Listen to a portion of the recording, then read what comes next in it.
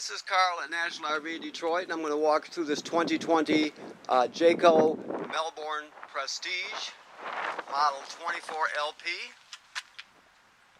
Alrighty. So, of course, this is the LP station here. The main shutoff is right here, just so you know. That's where they fill it. That's the bleeder. If you ever need to disconnect from the system, shut it off, you should do it right there. Okay. Also, this is your water heater on the outside. You can see it's empty right now. The drain plug is out. And that's because it's winterized. It's in bypass mode. So make sure when you de-winterize it, you fill the water heater tank. You never want to dry fire it. You never want to start it up without water in it. Okay. You got some outside speakers. You got a awning with LED strip. Alrighty. That's just a service panel for your refrigerator. You don't really have to go in there. Alright, so let's move around. We're not going to... Basically, this video is kind of a supplemental thing, and I'll just go over some of the features and how they work. We're not going to cover the motor or chassis parts or anything like that. This is strictly the coach part, the house part, or if you will. So right behind here is the generator. Now keep in mind, you can operate the generator from out here if you want to remove the panel, but the controls generally are inside. I mean, the people generally use the controls inside, which I'll show you. This is the water station here. It's very simple. You have water here. Okay, you're just going to hook it right up to there. You can see the different positions that these valves need to be in, and it tells you for city water, for sanitize, for to fill the tank, for example. If you're going to a campground that doesn't have plumbing on the campsites, you can pre-fill the onboard water tank and use the 12-volt pump that's on board to pump the water. Everything will work just like you have city water, even though you're pumping out of your tank. So that's how you set it, just by 2 and 6, the two different positions of these valves. Okay. Also, this is your gray dump valve, and that is your black. Okay. The black is toilet water and waste, of course. The gray is sink and shower water. So you dump the black first, then you dump the gray, just because the gray is cleaner water than the black water. Then you can hook the hose up to this right here. That's the black tank flush. Turn it on. As long as your black tank valve is open, you turn it on, and it'll spray out the inside of your black tank. So you can clean it off, clean off the sensors, that sort of thing. It's a very let's put it this way: if the dump station you're at has a hose that's working, you should flush the tank. It's important. Okay. Of course, there's your hookups there, and your stuff, your hose. Okay. Now, you want to inspect the roof, or have somebody inspect it on a regular basis. That's important, because you always want to make sure it's good and tight up there. Just so you know, this slide room, there's different types of slide rooms. This one here, this bedroom slide and main slide, is called a Schwintech. It's owned by Lippert now, but people still refer to it as a Schwintech. So that's the type you have. You've got a hitch and a 7-way for pulling another vehicle or whatever you're pulling that has lights and everything on it. Okay, so right now, well, let's see if this is hooked up yet. Yeah, so you have a power step, right? But you can turn it on and off right here. Okay, awning light, inside speaker, outside speaker. This is for your awning, in and out for your power awning.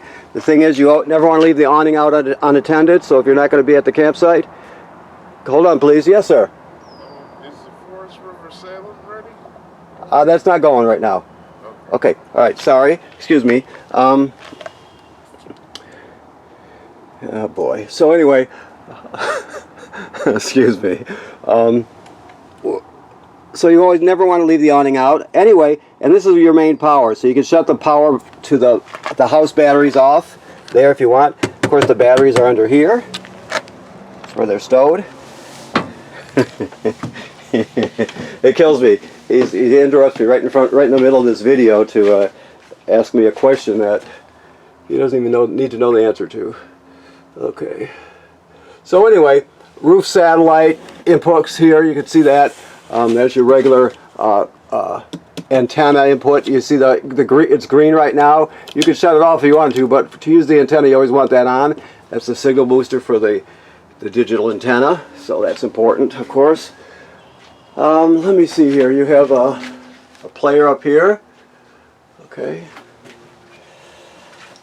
Your microwave works like any other microwave. It's a convection microwave, but it works like all the rest.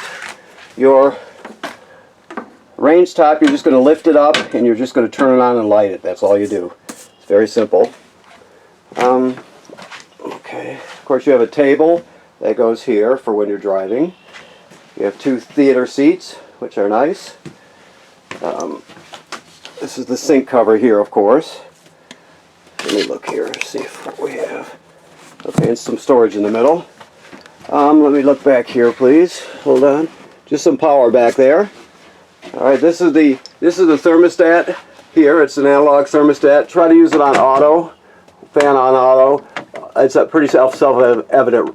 Heat is all the way to the right. Then fan, which is the air conditioner running without the compressor, is to the left, and then all the way to the left is cool, which is the air conditioner.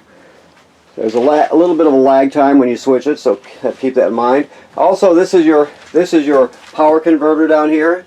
It converts 110 AC to 12 volt DC. So you have that, and you can get all your 12 volt when you're plugged in through this power converter. It also charges your batteries. Okay, and this down here is your carbon monoxide LP gas detector. It should always be green like that. If it goes off, you take everybody out, leave the door open, shut off the gas, and figure out what's going on. It'll also beep very, very slowly. That's telling you that it's that the battery's low. Okay. All right. And there's another TV hook up there. Of course, you can also operate the slide out from here. Although that's not the only place to operate it from. Let's see what else we have here. Now keep in mind there's a latch on these handles here, or on, not handles, but yeah, I guess these doors have a latch on them. If you just pull them, you tend to want to pull this thing apart. So you just squeeze it like that to use it. It's pretty straightforward. But if you just grab a hold of it and yank on it, something's going to come loose. Okay, so let's see here. What am I missing here? Hold on, please. Let me move around.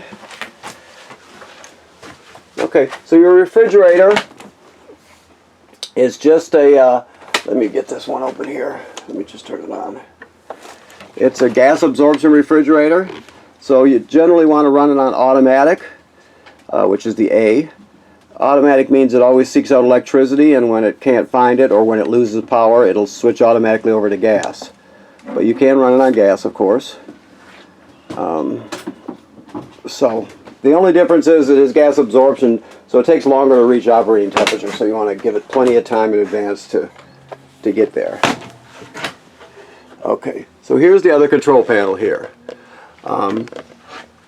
To operate the slide room is right here, of course. Start the generator right here. It'll prime itself, go through all that automatically. You just turn it on. And I think it makes like maybe 3 attempts to start. I think the inverter is just the opposite of the converter. Remember I told you the converter is down here, converts AC to DC. Well, the inverter converts DC to AC. Only certain parts of this trailer are inverted. I mean, there'll be a plug, and I bet you the refrigerator is also. But keep that in mind. Inverting is not really that super efficient. So it's going to use your house batteries basically and convert them to AC power, 110 AC. Okay, that's what that's for. You got a conversion and then you have inversion. One's going one way, the other goes the other. You have tank heaters, so it's got heating pads on your holding tank, so it will. You can go out earlier in the spring, stay out later in the fall without worrying about freezing. Your water pump is here. Remember I told you there was a water pump to pump water out of the fresh water tank, or it's also used for winterization. And then the water heater light on gas is here, lighted on electric there. Just keep in mind that you never want to turn it on without water in the tank. It's very important. Okay. And then you can check your levels, batteries, charge, fresh water, has water in it, but we're still working on it. Black tank is empty, gray tank is empty. So it graduates up in 1/3 increments as it fills. So once you get past 2/3, you got to start thinking about dumping your black and gray tank. Okay, of course you have a little loft up there. All right. Let me close this up so I don't bang something. Excuse me. The bathroom works like, sink and shower work like any other sink and shower. Always run your fan with the shower so you pull the humidity out so you don't create an environment where mold or mildew could grow. These things are built super tight now, so they don't, you have to vent them. It doesn't just escape. All right, so yeah, the bottom line is you can't use this RV toilet without water and chemical. So when I step on the pedal, I don't know if you see the pedal there, right there, okay? I step on it. If we were hooked up to water, it would be swirling out right now, going right down into the black tank, which is directly below. Okay? So what you do after you hook up your water and your power, you come inside, you get your chemical in your hand, you step on this, start putting water in. You're going to put about a gallon or so in there. There's no way to tell exactly what that is. Just use common sense. You put a dose of whatever chemical you use in there, and you're all set. Now if you're going to stay at the campground, let's say another week, but you had to dump the black tank because it was full, well, then after you dump it, you come in here and repeat that procedure. Step on the pedal, put about a gallon of water in there, and your chemical. Okay? Alrighty. Sounds simple enough. Okay.